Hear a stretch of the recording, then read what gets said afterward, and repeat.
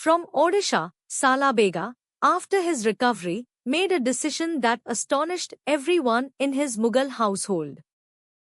In the early 17th century, when the Mughal Empire was at the height of its power and had extended its rule over much of eastern India, there was a Mughal Subedar, a regional governor, stationed at Cuttack, the historic capital of the Oria-speaking lands.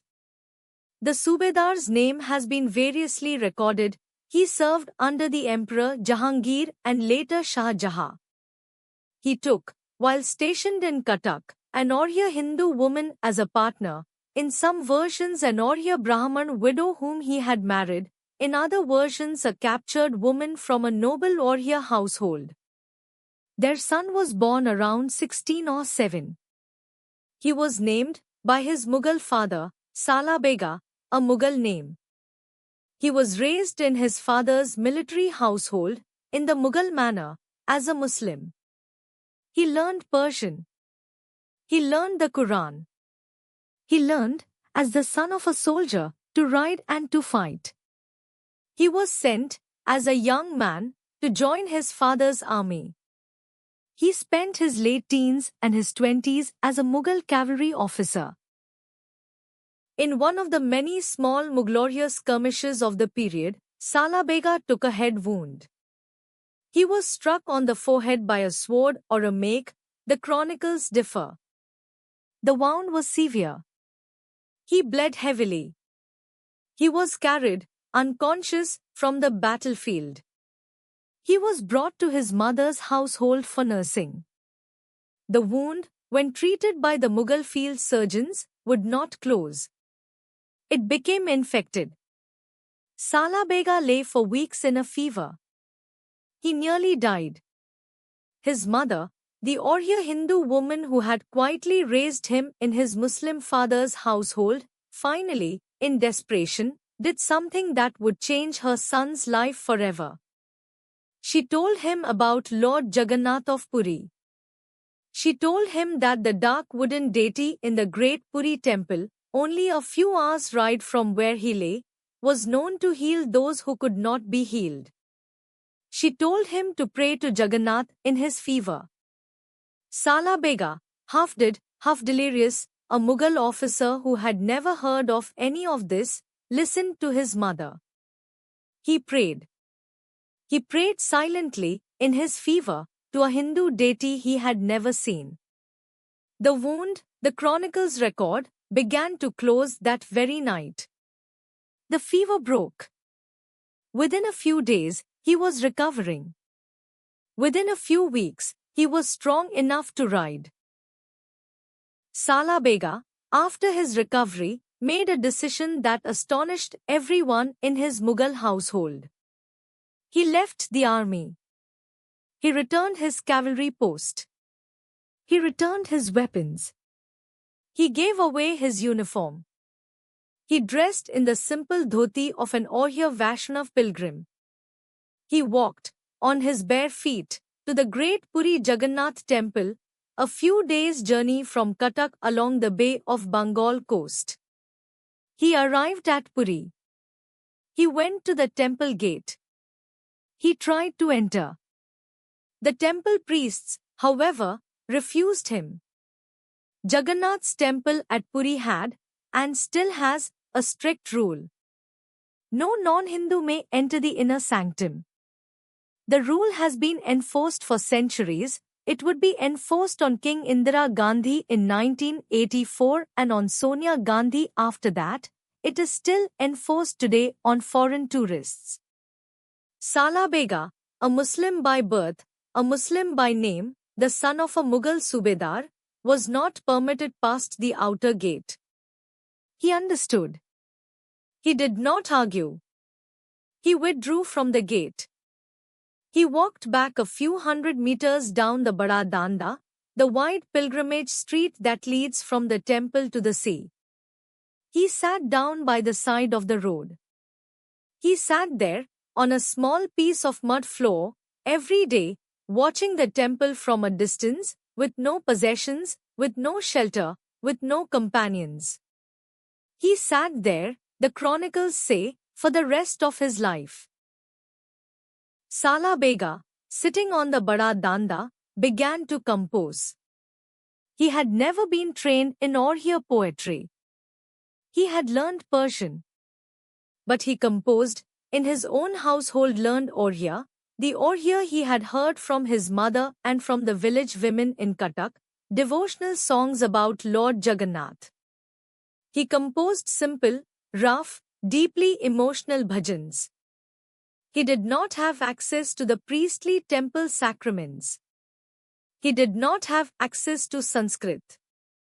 He composed in the spoken Oriya of the streets, with no metrical sophistication, with only sincerity and the urgency of someone who had once nearly died and who had been brought back by a deity he was not allowed to look upon. He composed, by his own account, hundreds of these bhajans. Some are still sung in Odisha today. The most famous opens with the line, Ahe Neela Sela Prabala Matta Barna, O dark mountain, O dense dark color, O Lord Jagannath. The song is sung at the Puri temple every year during the Rath Yatra. It is sung by Oriya village singers across the state. It is sung by Oriya children at school. It is sung in Mumbai by the Oriya diaspora during their community festivals. The song was composed, the tradition holds, by a Muslim ex-cavalry officer with a head wound, sitting on the side of a road, who was not allowed to enter the building he was singing about. The most famous legend about Salabega, the one that every Oriya child knows, concerns the great Rath Yatra of Puri. The Rath Yatra is the annual chariot festival in which the three deities of the Puri temple, Jagannath, Balbhadra, and Subhadra, are placed on three massive wooden chariots and pulled, by thousands of devotees, down the Bada Danda from the main temple to the smaller Gundicha temple about 3 kilometers away. The festival is held every summer. It draws lakhs of pilgrims. Salabega, on the day of one Rath Yatra in the mid-17th century, was travelling. He had gone, at the request of his mother, to a small village far inland on family business. He was hurrying back. He wanted desperately to see the chariots pass on the Bada Danda. He was, however, delayed by rains. The roads were muddy. He was travelling on foot. He was getting older. He was several days behind schedule. He prayed to Jagannath, while walking, to please wait for him. He begged. He wept on the road. Meanwhile, in Puri, the three chariots had been launched in the morning as scheduled. They had been pulled by the devotees for about half a kilometer down the Bada Danda. They had then, the Madala Panji Chronicle records, stopped. The middle chariot, the chariot of Jagannath, simply refused to move further. No matter how many men pulled, no matter how many ropes were applied, no matter what the priests did, the chariot stood still. The festival was halted. The crowds were bewildered. The priests prayed for guidance. The chariot did not move. 2 days passed. The chariot still stood in the middle of the Bada Danda. On the third day, in the late afternoon, an old man, bent, in a torn dhoti, on his bare feet, appeared at the far end of the Bada Danda, walking from inland. He was Salabega. He had walked through the rain for 3 days. He saw the stopped chariots. He saw the crowd. He saw, in the middle chariot, the dark wooden face of Jagannath looking out at him. He fell to the ground. He wept.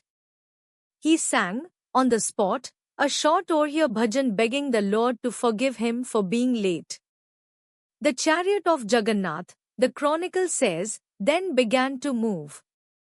It moved past Salabega's place on the side of the road. It moved on to the Gundicha temple. The festival continued.